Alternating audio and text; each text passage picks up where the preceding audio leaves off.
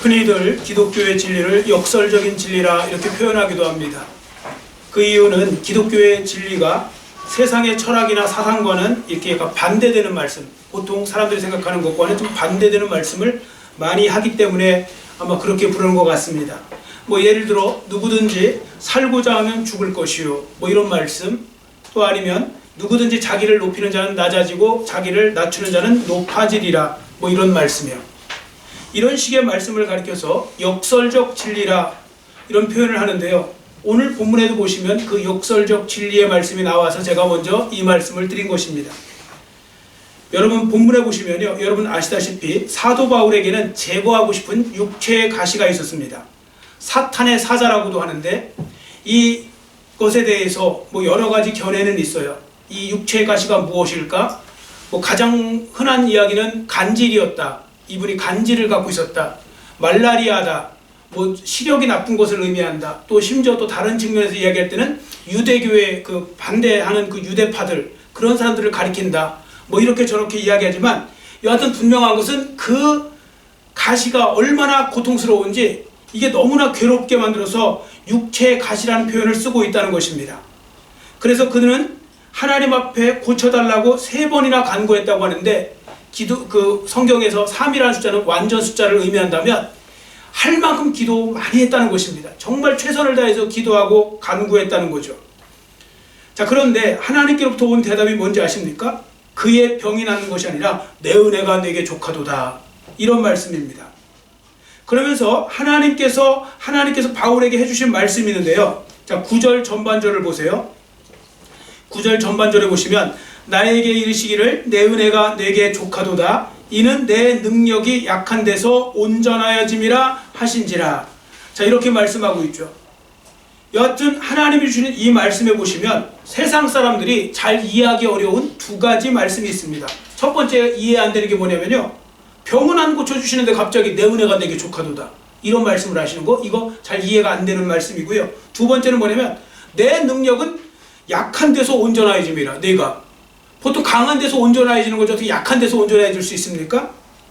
그런데 더 놀라운 말씀은 뭐냐면 사도 바울이 이 말씀을 듣고서 뭐라고 하냐면요, 그러므로 9절 하반절을 보세요. 그러므로 도리어 크게 기뻐함으로 나의 여러 약한 것들에 대하여 자랑하리니. 자, 이렇게 말씀하고 있죠. 그러니까 사도 바울이 당한 이 상황을 보면요, 보통 사람이 보면 양쪽 다 이해하기 어려운 말씀이에요. 하나님 말씀도 이해하기 어렵고 사도 바울의 말도 이해하기 어려운 것입니다. 왜냐하면 하나님께서 앞에 말씀드린 대로 병도 안 고쳐주시면서 내 은혜가 내게 족하도다, 이렇게 말씀하시고, 사도 바울은 병도 낫지 못한 상황에서 맞습니다. 주님의 은혜를 제가 넘치게 받았죠. 이제 그 은혜를 깨달았습니다. 저는 그래서 기쁩니다. 이제부터는 저는 제가 약한 것이 자랑임을 알고 자랑하겠습니다. 약한 거 자랑하며 살겠습니다. 이런 식으로 이야기가 전개되거든요. 그러니까 보통 사람들이면 이게 무슨 말이야, 이렇게 될 수 있는 거죠. 자, 그러면 왜 이런 말씀을 지금 사도 바울이 이렇게 고백했을까? 그 부분을 생각해 보도록 하겠습니다. 자, 먼저 생각하셔야 될 것은 본문에 나오는 사도 바울은 기도응답을 받은 거예요, 안 받은 거예요? 받았다는 거예요. 우리는 자꾸 이렇게 생각해요. 내가 원하는 대로 구한 것이 안 이루어지면 기도응답을 못 받았다고 생각하는데, 하나님이 기도응답을 안 하신 것이 아니라 분명한 건 기도응답을 하셨다는 겁니다. 자, 그런데 보통 사람들은 뭐라고 생각하냐면 바울 같은 경우도 보통 사람이 이렇게 생각하겠죠. 내가 지금 병 들어서 병 고쳐달라고 했는데 안 고쳐졌는데 그게 어떻게 기도응답입니까? 기도응답이 안 된 거죠. 자, 이렇게 이야기할 수 있지 않겠습니까? 그런데 그건 어디까지나 우리 생각인 거고요. 사도 바울 쪽에서 보면 그는 깨달았어요. 그리고 자기가 큰 기도응답을 받았다는 걸 알게 된 것입니다. 자, 그러면 사도 바울이 받은 기도의 응답은 무엇일까요? 자, 먼저 기도응답은 뭐냐면 하나님께서 이렇게 말씀하시는 거예요. 너한테 있는 육체의 가시는 그대로 남겨두겠다. 이게 기도응답이에요. 바울은 제거해달라고 했지만 그대로 남겨두겠다. 이게 기도응답이라고요. 그리고 사도 바울은 자신이 무지해서 그냥 병만 낫게 해달라고 기도했는데 하나님께서는 사도 바울에게 병을 그냥 내버려 두면서 더 큰 은혜를 주실 것, 다른 것으로 더 큰 은혜를 주실 것을 지금 말씀하신 거고, 사도 바울이 그걸 깨달은 겁니다. 여러분, 하나님께서는요, 우리가 기도할 때 기도한 대로 응답해 주시는 하나님이십니다. 그리고 우리가 기도한 대로 응답해 줄 때 많아요. 저도 그거 많이 경험했습니다. 그러나 항상 그런 것만은 아니라는 걸 아셔야 됩니다. 여러분이 기도한 대로 하나님께서 항상 이루어 주신다고 생각하시면 안 돼요. 그리고 그것만 기도응답이라고 생각하시면 안 됩니다. 하나님은요, 때로는 우리가 무지해서 이상하게 기도하고 엉터리로 기도하고 또 아니면 잘못 해를 받는 쪽으로 기도를 할 때 하나님께서는 더 좋은 방향으로 만들어 주시기도 하고 더 좋은 방향으로 이끌어 주시고 응답을 하시기도 하십니다. 자, 그러니까 이제 그런 부분들 속에서 우리는 무조건 내가 원하는 대로만 구하는 것이 기도응답이 아니라는 걸 아시는 것이 중요합니다. 자, 그럼 보세요. 본문에 이제 바울이 그 대표적인 사람 중에 하나인데, 자, 이제부터 사도 바울이 병고침을 위해 간절히 기도한 후에 정작 병고침은 못 받았잖아요. 근데 이런 상황에서 자기가 하나님께 큰 은혜를 받았습니다. 큰 응답을 받았다. 큰 은혜를 받았다. 뭐 이런 식으로 지금 고백하는데 왜 그런 것인지 오늘 설교 제목이 생각지 못한 은혜라고 제가 정했는데 생각지 못한 은혜라는 설교 제목을 가지고 그 이유 세 가지를 살펴보도록 하겠습니다. 첫 번째, 사도 바울은 병을 고쳐달라는 간구에 거절당했잖아요. 이 거절하심이라는 기도응답을 통해 무슨 은혜를 받았느냐? 겸손해지는 은혜를 받았다는 겁니다. 이게요, 생각지 못한 첫 번째 은혜예요. 겸손해지는 은혜. 여러분, 말씀드린 바와 같이 앞에 하나님은 바울이 병을 고쳐달라고 간구하자 그 기도응답을 이제 주셨는데 그게 뭐냐면 병을 고쳐주시 않겠다, 이런 기도응답을 하신 겁니다. 근데 그 이유가 뭐냐? 바로 가장 중요한 이유 중에 하나가 그를 겸손하게 하기 위해서 그렇게 하셨다는 겁니다. 여러분 아시다시피 사도 바울은 우리와 다른 사람이 아닙니다. 우리와 성정이 같은 사람입니다. 엘리야도 우리와 성정이 같다고 그랬죠. 엘리야 선지자도 우리와 성정이 같다.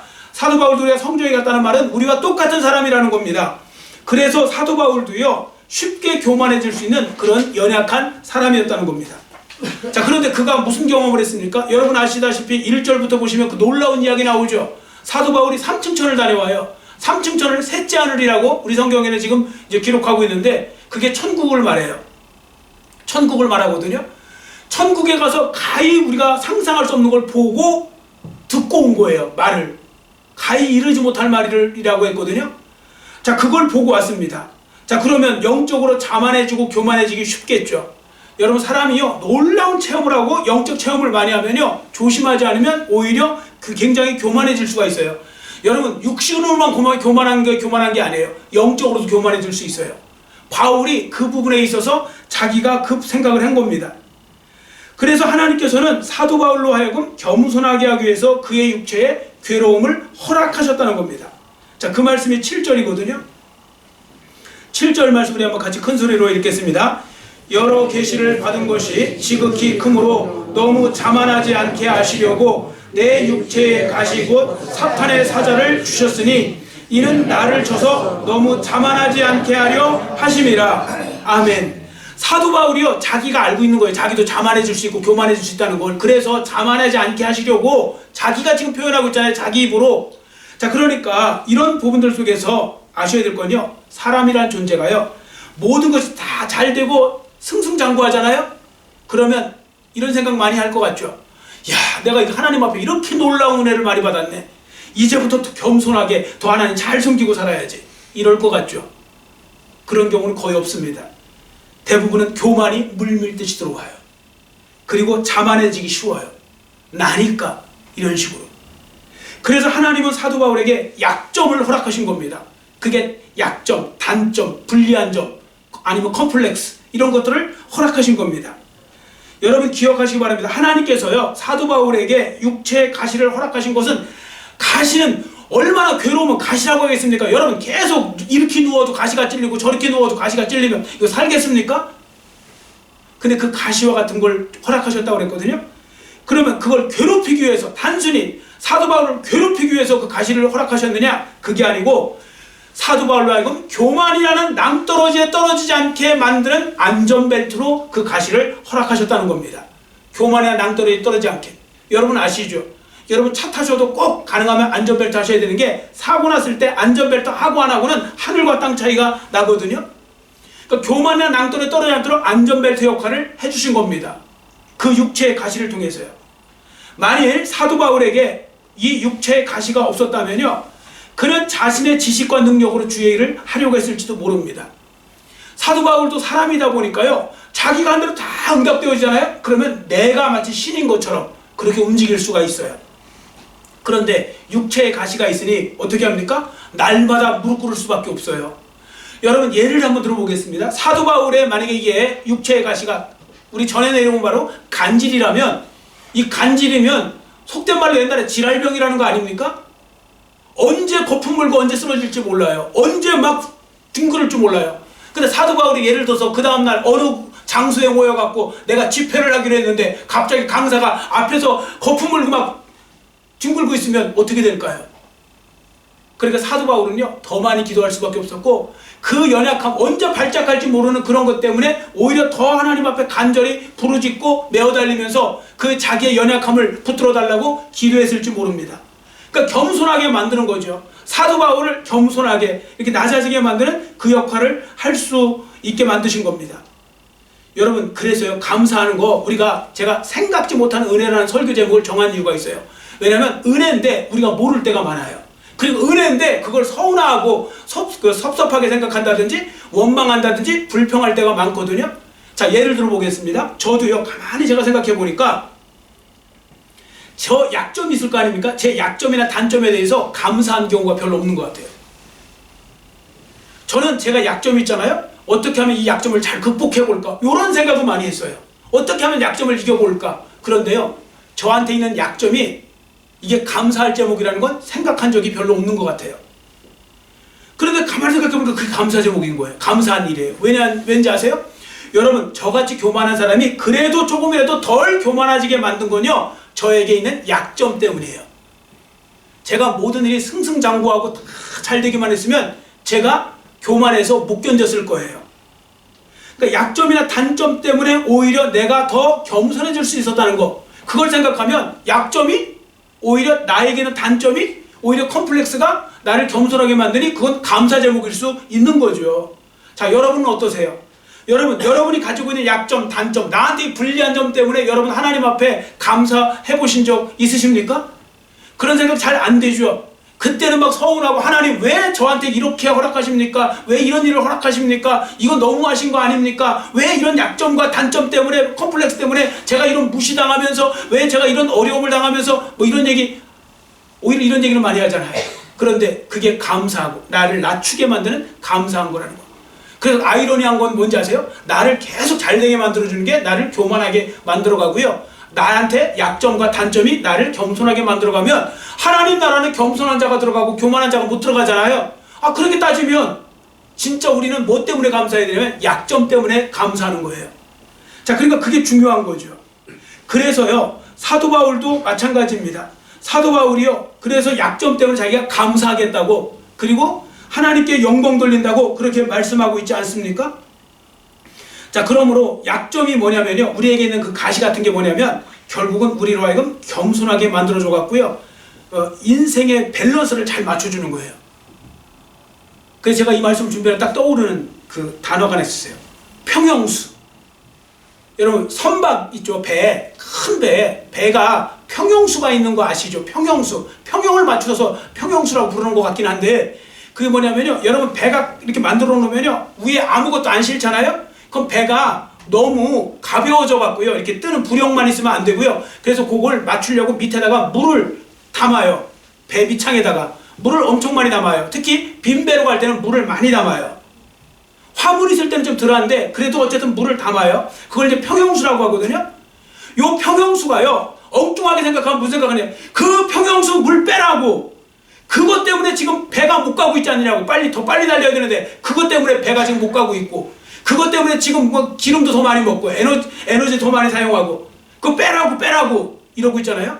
근데 그 평형수가 큰 파도를 만나고 풍랑을 만들 때는 생명수예요. 그게 배가 뒤집어지니 안 뒤집어지냐를 막아주는 게 그 평형수거든요. 근데 그 밑에 그 물이 그 엄청난 양을 실으면 에너지가 더 사용되는 건 맞잖아요. 그러나 그게 생명수라는 것. 인생에 있어서도요, 평형수가 바로 우리의 약점, 단점 이런 게 평형수일 수 있다는 거죠. 우리가 교만에 그냥 바다에 그냥 막 풍덩풍덩 빠지지 않도록 만들어주는, 그 중심을 잡아주는 역할을. 그래서 하나님께서는요, 우리 믿는 자들에게 다 다 주시지 않으세요. 다 주시는 게 감사한 거예요. 어떤 분은 다 주셔서 감사하다고 하는데 감사한 게 아닐 수도 있어요. 그게 사람은 다 주시면 교만해서 못 살아요. 그래서 하나님은 그 사랑하는 자들에게 더 많은 시련도 주시고 뭐 그런 가시도 허락하신다는 말씀이 그래서 나오는 거예요. 자, 그러므로 여러분, 우리가 이 시간 인생의 관점을 성경적 관점으로 새롭게 하실 필요가 있어요. 그러니까 이런 거예요. 약점은 불행이고 강점은 무조건 축복이다. 이런 도식을 버려야 돼요. 약점도 감사 제목, 강점도 감사 제목. 이게 되셔야 됩니다. 그러니까 여러분의 삶이 여러분에게 주어진 강점이나 형통에 대해서만 감사하지 말고요, 여러분에게 주어진 약점이나 단점이나 부족함에 대해서도 동일하게 감사할 수 있으시기를 축원합니다. 이게 전천후 감사잖아요. 이게 범사에 감사하는 거잖아요. 여러분, 범사, 사도 바울을 통하여 하나님이 주신 말씀이죠. 범사에 감사하라. 이것이 그리스도 예수 안에서 너희를 향하신 하나님의 뜻이라고 했는데, 범사의 범이 뭡니까? 무릇범이에요. 모든 일에 있어서. 그렇기 때문에 우리는 강점 때문에도 감사할 수 있고 약점 때문에도 감사할 수 있고, 그래서 전천후 감사가 되는 거고요. 이건 이래서 감사, 저건 저래서 감사, 이렇게 돼야 되는데 많은 성도들이 세상 사람하고 똑같아갖고 이것 때문에 이것 때문에 기분 나쁘고 이것 때문에 기분 나쁘고 그러시면 안 된다고요. 항상 감사하시기를 축원합니다. 그게 성숙한 신앙의 모습이 되는 겁니다. 자, 두 번째, 사도 바울이 받은 생각지 못한 은혜가 뭐냐면요, 이게 바로 족한 은혜를 받았대요. 족한 은혜. 내 은혜가 내게 족하도다. 족하다는 말을 할 때는 뭡니까? 만족하다는 의미, 넉넉하다, 이런 겁니다. 제가 풍족하다 할 때 그 족하다. 그러니까 만족한 은혜, 충분한 은혜를 받았다, 이런 말씀인데요. 이게 생각지 못한 두 번째 은혜입니다. 여러분, 저는요, 이 말씀을 그렇게 깊이 생각해 본 적이 별로 없었어요. 하나님께서 내 은혜가 내게 족하도다. 그럴 때 그냥 지나갔어요. 뭐 하나님 은혜가 족한가 보다, 이렇게. 근데 어느 날 이 말씀이 무슨 의미인지를 제가 알게 됐습니다. 뭐냐면요, 하나님께서 바울이 기도했잖아요, 간절히. 그 기도응답을 일거양득의 입장에서 기도응답을 하신 거예요. 일거양득의 방법을 취하셨는데요. 자, 무슨 말씀인지 바울의 기도로 예를 들어봅니다. 7절에 보세요. 바울에게 하나님께서는 기도응답을 그대로 육체의 가시를 내버려 두겠다 하면서 그냥 내버려 두셨죠. 그렇게 해서 결국 바울로 하여금 뭐하게 만드셨어요? 자만하지 않게, 즉 겸손하게 계속 상태를 유지하도록 만드셨다, 그 말씀이죠. 자, 그런데 이 사실을 알지 못했던 사도 바울이 열심히 고쳐달라고 또 기도하니까 하나님께서 이제 그게 8절 말씀이고 9절을 통해서 하나님이 이렇게 말씀하시죠. 자, 9절의 전반절을 보세요. 나에게 이르시기를 내 은혜가 내게 족하도다. 이는 내 능력이 약한 데서 온전하여 짐이라. 그러면서 하나님께서 내 은혜가 내게 족하도다, 그렇게 말씀을 하세요. 여러분, 저는 이 말씀을 묵상하다가 이게 이제 지금 말씀드린 대로 하나님이 일거양득으로 한꺼번에 돌 하나 던져갖고 두 개를 맞추시는구나. 자, 무슨 말씀인가 하면 보세요. 이렇게 하시는 게 최고 좋은 방법인 것 같아요. 제가 봐도 사도 바울에게. 만약에 사도 바울이 육체의 가시를 없애달라고 했을 때 바로 없애주셨으면 사도 바울은 진짜 자만해지고 교만해져갖고 자기 힘으로 또 엉뚱하게 했을지도 모릅니다.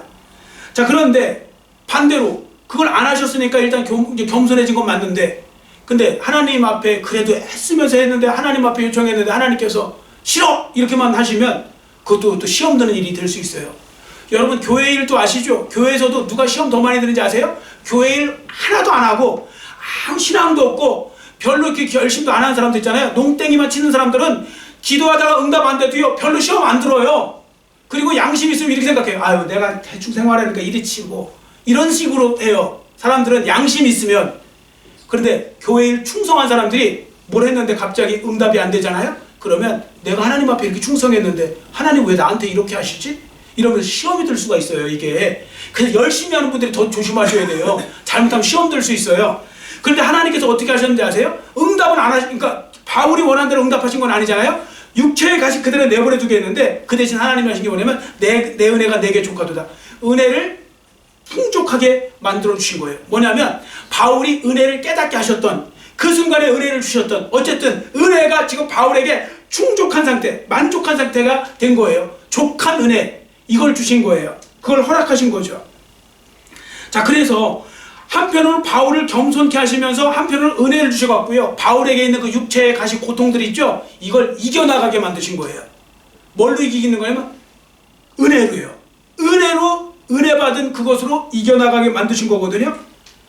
그래서 지금 이 부분을 지금 말씀하고 있는 것입니다.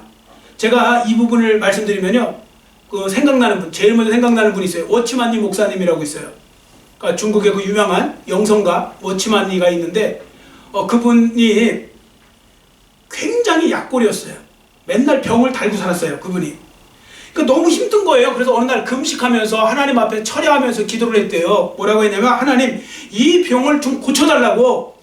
자기를 통해서는 많은 사람들이 병이 났는데 정작 자기는 아픈 거예요. 그러니까 병 좀 고쳐달라고. 그래서 주의 일을 좀 더 잘하게 해달라고 이제 그렇게 기도했을 거 아닙니까? 뭐 나쁜 기도 아니잖아요. 병 고쳐갖고 더 열심히 헌신하게 해달라고 하는데요. 그런데 그러다가 병이 안 낫는 거예요. 그러다가 어느 날 꿈을 꾸는데 배를 타고 중국의 그 유명한 양자강을 이제 지나가는데요. 근데 그 앞에 바위돌이 그렇게 막고 있더래요. 그 꿈에 배가 지나갈 수가 없는 거예요. 바위돌 때문에. 그래서 꿈에서 보면 또 하나님 앞에 그랬대요. 하나님, 이 바위돌 때문에 배가 지나갈 수 없으니까 이 바위돌 좀 제거해달라고. 바위돌 좀 제거해주세요. 그랬더니 하나님께서 이렇게 말씀하시더래요. 워치만니야, 이 바위돌을 옮겨주랴 아니면 이 바위돌 위로 물을 잔뜩 이렇게 높여줘갖고 그 강물이 넘쳐서 흐르게 하랴. 워치만니가 딱 생각해보니까 뭐 굳이 바위를 하나 언제 일일이 다 골라내요? 물이 그 위로 지나가면, 그 위로 하면, 배가 그 위로 떠가면 안 걸릴 거 아닙니까? 그래서 물을 충만하게 해주는 게 더 좋겠습니다. 그랬더니 진짜 갑자기 물이 막 차오르는 거예요. 양자강에. 그러더니 배가 그냥 이렇게 지나가는 거예요. 하나도 안 걸리고. 이거 일어나 보니까 꿈이잖아요. 근데 꿈꾸고 나왔던 이분이, 워치만니 목사님이 무릎을 꿇고 이렇게 기도했다고 합니다. 하나님, 이제 제 속에 있는 이 바위돌과 같은 가시 안 빼주셔도 됩니다. 은혜만 주시면 되겠습니다. 하나님께서 은혜를 넘치게 주시면 분명히 내게 있는 환난이나 역경이나 곤고나 어떤 시련도 능히 넘어갈 줄 믿습니다. 뭐 그러면서 그렇게 기도하고 일평생 하나님의 은혜로 살아가는 위대한 그리스도의 종이 되었다고 합니다. 여러분, 이제 왜 하나님께서 내 은혜가 내게 족하도다 라고 응답해 주셨는지 이해가 여러분 가셨을 것입니다. 여러분, 정작 우리에게 있는 문제는 우리가 이렇게 보잖아요. 눈에 보이는 고난이나 질병, 이걸 문제라고 생각하잖아요. 제가 요즘에 이게 문제예요. 그런데 진짜 문제는 뭔지 아세요? 은혜에 메말라 있다는 겁니다. 우리가 은혜에 메말르면요, 모든 게 다 문제거리가 되고요, 모든 것이 내 앞에 있는 바위덩어리처럼, 바위돌처럼 그렇게 될 수 있어요. 그래서 누구든지 넘치는 주의 은혜를 그럼 누리게 되잖아요. 그러면 우리에게 닥친 문제들 다 넘어가게 될 줄 믿습니다.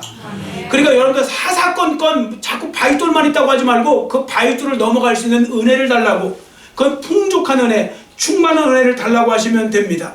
그러면 여러분 그 모든 것들을 다 넘어갈 수 있게 되는 거죠. 여러분, 어느 날부터 자꾸 나는 계속 바위돌만 생기는 것 같지 않으세요? 그분은 지금 은혜가 메말라서 그래요. 은혜가 충만하면요, 다 넘어갈 수 있어요. 다 넘어갈 수 있는 게 은혜가 떨어지니까 그게 부닥치는 거예요. 여러분들 감정도 마찬가지 아닙니까? 여러분 사사건건 부닥치는 사람 있죠. 근데 어느 때는 잘 안 부닥쳐지죠. 뭔지 아세요? 감정의 깊이, 이 감정에 대한 그 저기가요, 그 성숙한 상황에 있으면 그냥 넘어가는 거고, 그게 감정이 메말라 버리면 완전히 그냥 다 사사건건 부닥치고 뭐 그러는 것이죠. 그래서 이제 이런 부분들 속에서 우리가 하나님의 은혜가 날마다 차고 넘치도록 기도하시고, 또 그런 은혜를 하나님이 주실 줄 믿습니다. 아멘. 자, 그리고 세 번째, 마지막으로 사도 바울이 받은 어떻게 보면 생각지 못한 은혜는 무엇이냐면요, 자신의 약한 것들을 자랑할 수 있는 그런 은혜, 이걸 받았다는 겁니다. 여러분, 강한 걸 자랑하지 누가 약한 걸 자랑합니까? 그런데 그게 자랑거리였다는 걸 그는 깨달은 겁니다. 이게 생각지 못한 은혜예요. 자, 9절 말씀 우리 한번 큰 소리로 같이 읽겠습니다. 9절 같이 읽습니다. 나에게 이르시기를 내 은혜가 내게 족하도다. 이는 내 능력이 약한 데서 온전하여 짐이라 하신지라. 그러므로 도리어 크게 기뻐함으로 나의 여러 약한 것들에 대하여 자랑하리니 이는 그리스도의 능력이 내게 머물게 하려 함이라. 아멘. 여러분 대답해 보세요. 자랑하는 거 좋은 거예요, 나쁜 거예요? 뭐 케이스 바이 케이스겠죠. 좋을 수도 있고 안 좋을 수도 있어요. 뭐 예를 들어서 내가 내 자랑하잖아요. 그러면 안 좋을 확률이 높아요. 이러면 사람들의 심리가요, 자랑하잖아요. 상대편이 장이 꼬여갖고요, 잘 못 들으세요. 사람들이 이 시기를 불러일으켜요. 그래가지고 잘 못 들으세요. 경우에 따라서는요, 다른 사람이 내가 자랑하는 말 때문에 상처를 받기도 해요. 내 자랑이 다른 사람에게 큰 상처가 될 수도 있어요. 이게 참, 일부 예배 때도 말씀드렸는데요. 이제 그분이 이제 제가 한번 그분을 모실 수도 있어요. 진짜 이렇게 그분 제가 한번 모시고 생각해요. 왜냐면 현대판 진짜 어떻게 보면 큰 어떤 순교처럼 그런 일을 당하신, 그런 순교의 각오를 갖고 그 힘든 일을 겪으신 분이니까요. 제가 이제 신학대학원 다닐 때요, 그 외부 강사를 모실 때가 있어요. 외부 강사, 그러니까 외부 목사님들을 강사로 모실 때가 있는데, 강남의 대형교회 목사님을 그분이 한번 오신 적이 있어요. 이름 딱 얘기하면 다 알아요. 누구든지 웬만한 사람 다 알아요. 그 목사님이 오셨어요. 그리고 저는 이제 제일 앞자리에서 잘 듣고 있었죠. 근데 그분이 이제 예수 그리스도 이 부분을 이제 강조하려고 뭐를 비유하셨냐면 사진기를 비유를 하신 거예요. 자기가 사진 찍는 걸 좋아하신대요. 그래서 사진기를 갖다가 이렇게 여러 개 갖고 있대요. 사진기를. 근데 그 교회 또 성도가 또 부자들이 많으니까 그 당시에 세계에서 제일 비싼 사진기 중에 하나를 그분한테 선물을 하신 거예요. 이분이 받으니 얼마나 감사하고 황공했겠어요. 그리고 찍어보니까 다른 거예요. 달라도. 그래서 그분이 뭐라고 하셨냐면 이렇게 말씀하신 거예요. 세상에 그 사진기 받고 한번 사진 딱 찍어보니까 그 앞에 내가 가지고 있던 사진기는 사진기도 아니더라.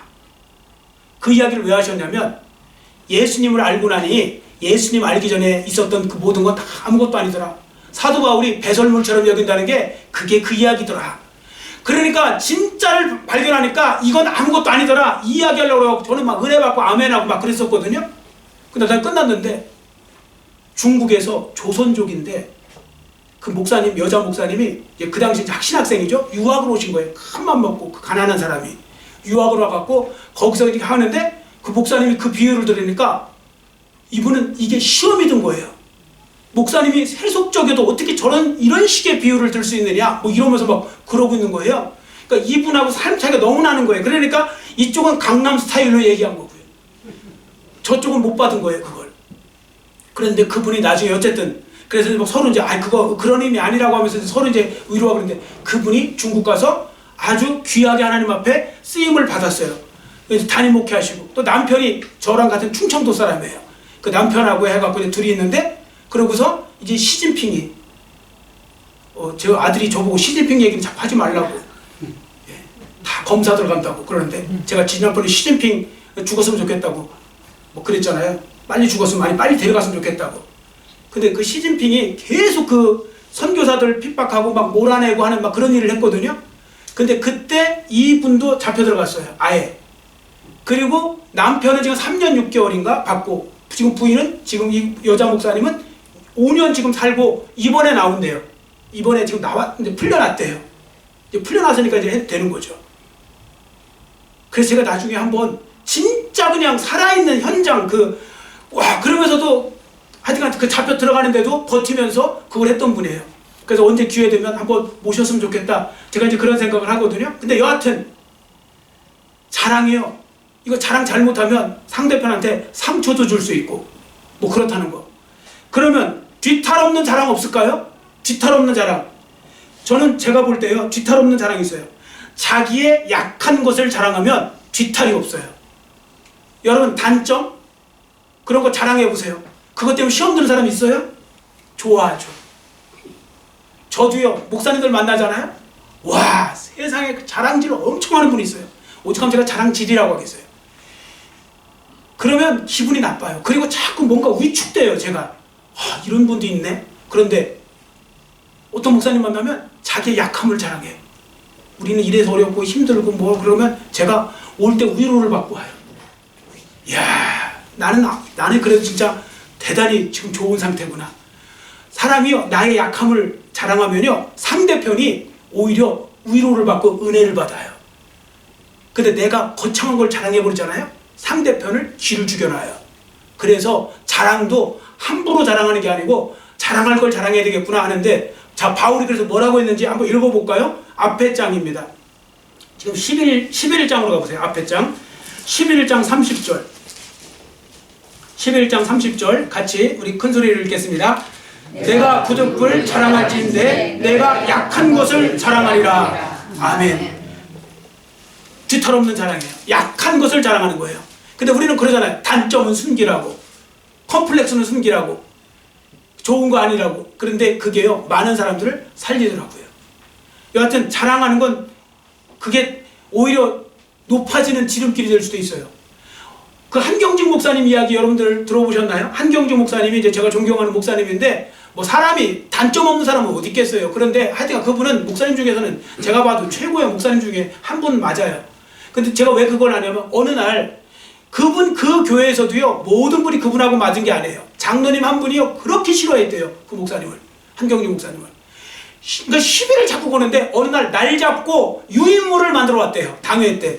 장로님이 한두 분이겠어요. 거기 되게 많잖아요. 유인물 와서 유인물을 배포했는데 거기 보니까 한경직 목사님이 회개해야 될 12가지 죄 이렇게 써갖고 왔대요. 이 정도면 거의 막가자는 거 아니에요? 아니 공개적으로 그걸. 근데 한경직 목사님이 그걸 딱 이렇게 읽으시더니 갑자기 장로님 틀리셨습니다 그러더래요. 그래서 장로님들이 다 긴장한 거예요. 이제는 드디어 부닥치겠구나. 이제 완전히 일촉즉발의 이제 그런 상황이 된 거예요. 근데 장로님이 그 목사님이 그러셨어요. 장로님 틀렸습니다. 장로님 지금 12가지 죄 이야기했지만 저는 더 있습니다. 13번째 죄는 제가 이거고요. 14번째 제가 잘못한 건 이거고, 15번째는 제가 이런 모습이 부족하고, 16번째는 16번까지 갔대요. 그 나중에 장로님이 회개를 했대요. 여러분 그거 하기 쉬워요? 감추기 쉽죠. 내가 그 죄를 졌다고요? 뭐 이러면서 이제 붙겠죠. 그런데 한경직 목사님은 지는 길을 택한 거예요. 그리고 스스로 더 낮춘 거예요. 그리고 안 부닥치기를 원한 거예요. 그리고 그렇게 했더니 결국은 나중에 그것이 유명한 예화가 돼버렸어요. 그리고 왜 존경받는 분은 왜 존경을 받을 수밖에 없는지를 보여준 거예요. 그래서 하여튼 그 장로님 회개했다는 그 이야기가 있거든요. 여러분 약한 것을 부끄러워하지 마십시오. 사람은 모두 약합니다. 목사도 마찬가지입니다. 목사 강하지 않아요. 약합니다. 목사도 타이틀만 목사지 여러분하고 똑같은 성정을 가지고 있지 뭐 다른 거 뭐가 있습니까? 그리고요 세상에 강한 척하는 사람은 많아요. 그런데 강한 사람은 없어요. 다 뜯어보면요 약해요. 인간은 약합니다. 약하니까 사람이다 이런 말이 그래서 있는 거예요. 예수님이 여러분을 향해서 너희는 내 호랑이다, 너희는 나의 사자다 이렇게 말씀하세요? 아니죠. 너희는 나의 양이다 이렇게 말씀하시는 거 뭐예요? 약하니까 그런 겁니다. 양은 약합니다. 공격형 무기도 없고 방어형 무기도 없는 약한 존재가 양 아닙니까? 그 양에게 우리를 비유했죠. 그래서 여러분들 아셔야 될 건 뭐냐면 약한 것을 자랑하는 거잖아요. 근데 약한 것을 자랑한다는 건 내가 약한 것을 제대로 알고 있다는 뜻이잖아요. 그리고 그 약한 것을 알기 때문에 우리는 뭐래요? 주님을 더욱더 꼭 붙잡아요. 사람은 얼마나 간사한지요. 내가 강하고 싶으면 아무도 안 붙잡으려고 그래요. 아무것도. 교회 안에서도요. 아무리 직분 상관없어요. 내가 강하다 생각하는 순간에 나는 하나님을 붙잡지 않아요. 내 힘으로 살려고 하죠. 근데 내가 약함을 알잖아요. 그러면 나는 하나님을 붙잡아요. 그래서 하나님께 때로는 우리의 몸도 아프게 하실 수도 있어요. 더 하나님 붙잡으라고. 하나님께 때로는 자녀들에게 또 가정에게 또 어떤 직장에서 여러 가지 일들을 주실 수 있어요. 더 하나님 붙잡으라고. 더 하나님의 약함을 알고 하나님의 능력을 힘입으라고. 그리고 그렇게 붙잡잖아요. 정말 하나님의 놀라운 능력과 힘이 나타나는 거죠. 여러분 교회 일은 하나님이 하시는 거라는 걸 아셔야 돼요. 교회 일은 사실 사람이 하는 게 아니에요. 사람은 도구고 하나님이 하시는 거예요. 그런데 내가 교만해지면 내가 하려고 그래요. 그러면 답이 안 나와요. 그리고 아무 일도 일어나지 않아요. 교회 일은 나를 통해 하나님이 하시는 거예요. 그러려면 내 마음이 진짜 약하고 내가 그래서 강하신 주님을 붙잡는 게 중요한 거고요. 그래서 여러분들 CCM 복음성가에 있잖아요. 약할 때 강함 대신에 나의 보배가 되신 주 나의 모든 것. 우리가 그렇게 찬양을 하는 거죠. 자, 그러니까 내가 약함을 인정하면요 주님께서 내 속에 내 삶 가운데 들어오셔서 능력으로 함께 해주시는 거죠. 그러면 우리는 주님 안에서 강한 사람이 될 수 있는 겁니다. 내가 강한 사람이 아니라 주님의 강함을 힘입는 그런 삶이 되는 것이 중요한 것입니다. 그래서 오늘 이 말씀처럼 우리가 생각해 보면요, 설교 제목 보세요. 생각지 못한 은혜. 이게 다 생각지 못했던 은혜예요. 이게 사실 지금 내가 원망하고 불평하고 막 그걸 막 스트레스 받아 했던 것이 사실은 나한테 감사 제목이었다는 건데, 그걸 알지 못하고, 그게 은혜였는데 그걸 알지 못하고 우리는 세상 사람하고 똑같은 방식으로 생각해서 잘못된 방법, 잘못된 생각, 그렇게 살아왔다는 거죠. 여러분, 이제라도 다시 한번 이 말씀으로 무장하시고, 여러분과 저의 삶 속에 강점이 있어도 하나님 앞에 감사, 단점이 있어도 하나님 앞에 감사하시기를 축원합니다. 여러분에게 있으면, 강점은 여러분은 그걸 통해 하나님의 영광을 위해서 쓰임받으시고, 단점은 나를 더 겸손하게 더 만드는 그런 부분 속에서 나를 낮아지게 만드는 그런 것을 쓰면 우리는 이쪽에서나 저쪽에서나 다 우리는 감사하며 살 수 있는 것이죠. 생각지 못한 은혜를 이제는 생각을 잘 하시고 그걸 잘 기억하시고 그 말씀대로 살아가시는 여러분과 저의 삶이 되시기를 간절히 빌고 원합니다. 아멘. 기도하겠습니다. 사랑의 하나님 아버지, 오늘은 말씀을 통하여 생각지 못한 은혜라는 제목을 가지고 하나님의 말씀을 들었습니다.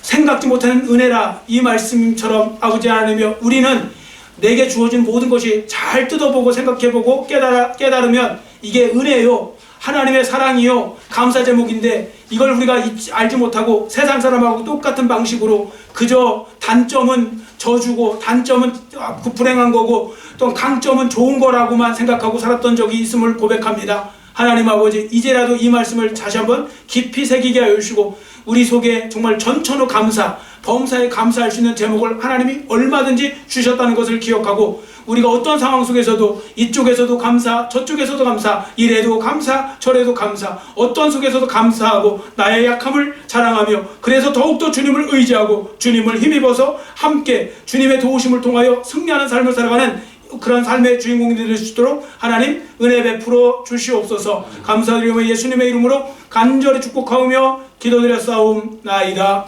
아멘.